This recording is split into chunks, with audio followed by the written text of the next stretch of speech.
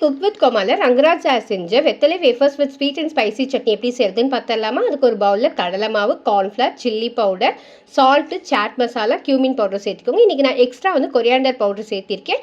Chat மசாலாக்கு பதிலாக ஓமம் சேர்த்திருக்கேன். ஸோ வாட்டர் ஆட் பண்ணிட்டு நல்லா இந்த மாதிரி மிக்ஸ் பண்ணிக்கோங்க. இதுக்கு வந்து வெத்தலையை எடுத்துகிட்டு நல்லா வாஷ் பண்ணிவிட்டு இந்த மாதிரி டிப் பண்ணி எடுத்து ஃப்ரை பண்ணி எடுத்துக்கோங்க. ஸோ வந்து இதுவே ரொம்பவே சூப்பராக இருக்கும். தென் வந்து நம்ம இது வந்து அரேஞ்ச் பண்ண போகிறோம். இதுக்கு வந்து நான் ஈஸியாகவே உங்களுக்கு எல்லாமே நான் கொடுத்துருக்கேன். ஸோ புது வியூவர்ஸ் இருந்தால் ப்ளீஸ் மறக்காம சப்ஸ்கிரைப் பண்ணுங்கள். ஸோ இது ஒரு பிளேட்டில் வந்து நம்ம ஃப்ரை பண்ணி எடுத்து இதை வந்து அரேஞ்ச் பண்ணிட்டு கொஞ்சமாக சில்லி பவுடர் கொடுத்துட்டு இதுக்கு மேலே வந்து நான் ஸ்வீட் கர்ட் கொடுத்துருக்கேன். ஸ்வீட் கர்டுக்கு வந்து நார்மல் கர்டு கொஞ்சமாக சால்ட்டு சுகர் நல்லா மிக்ஸ் பண்ணிவிட்டு அதை கொடுத்துக்கோங்க. அதுக்கு மேலே க்ரீன் சட்னியும் அதுக்கு மேலே வந்து டேமரின் சட்னியும் கொடுத்துருக்கேன். அதுக்கு வந்து புளி, வெல்லம், water, cumin powder, salt, chilli powder இது எல்லாத்தையுமே அடுப்பில் வச்சு கொஞ்சமாக நீங்கள் வந்து அது திக் கன்சிஸ்டன்சி வர வரைக்கும் நல்லா அதை பாயில் பண்ண வச்சு ஆட் பண்ணிக்கோங்க. ஃபைனலி கொஞ்சமாக மிக்சரும் கொஞ்சம் பொமேக்ரானட்டும் போட்டு கொடுத்தீங்க அப்படின்னா சூப்பரான உங்களுக்கு வந்து ரங்கராஜ் சார் செஞ்ச ரெசிபி ரெடி.